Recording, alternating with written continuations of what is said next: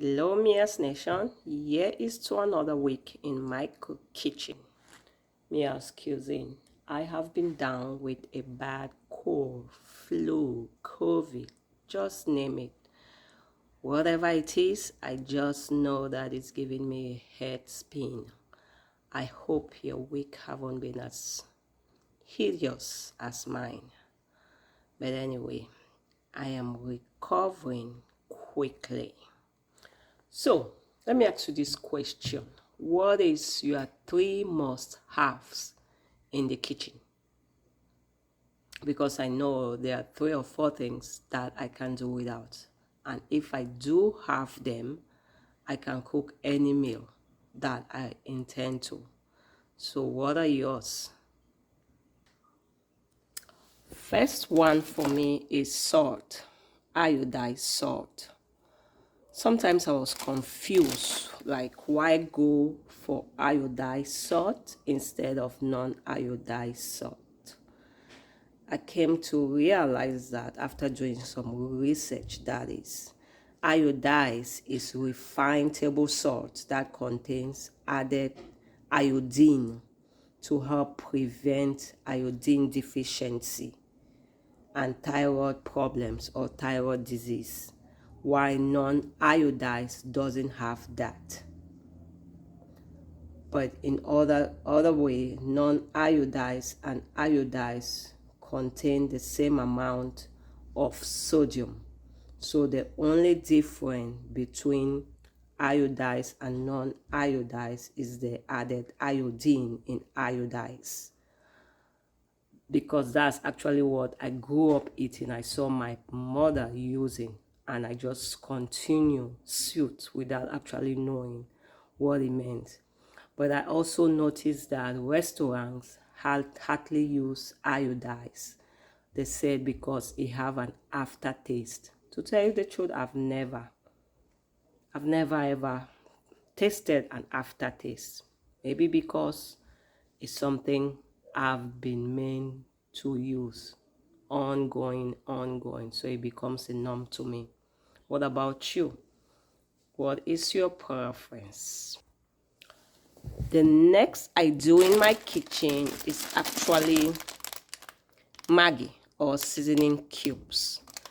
I use different types. Sometimes I use those, sometimes I use these. There's the one with the chicken, the one with the pig, the one with the, I don't know the difference, but sometimes I'm just going for taste and flavor. So that is a must-have in my kitchen. Maggi is also a must-have in my kitchen. Another thing I can do without is pepper. So I either use dry pepper. This actually came from Cameroon, blended dry and put in a bottle, or fresh pepper that I can do without. I don't like cold food. I like food that are spicy. I don't think I can I can eat non-spicy food, but I like a little bit of spice in it. So that's why I can do without pepper. So either the dried or the fresh. That is a must-have in my kitchen. Another thing I can't do without is the oil. So there's a lot of different type of oil out. Vegetable oil, there is canola oil, there's grapeseed oil, there's coconut oil. There's a lot. I've actually experimented on lots, trust me. I use coconut, which actually sleeps once you put the stuff in the fridge, and I didn't like that. I use grape seed. I don't know why I didn't like that, but it had an aftertaste. I'm currently now with canola. I go between vegetable and canola oil because it's always fresh. It's like even though the food is stored in the fridge, there's no sleepiness on it.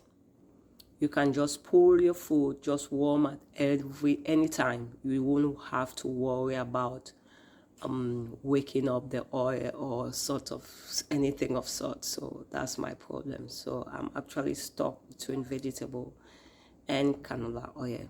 So these are my 4 must-haves in my kitchen: iodized salt, seasoning cubes or Maggi, pepper, either fresh pepper or bush pepper or dry pepper to keep the food spicy, and oil, vegetable, canola, grapeseed, coconut, whatever spark your curiosity is what we go with. With this, I can cook anything in my kitchen. I can make anything. So let me know what are your favorites must-haves in the kitchen. Once again, thank you so much for watching. It's always a pleasure talking with you, and please stay safe. Don't get sick as me. Talk to you soon. Have a nice day, Mia, and a great week ahead.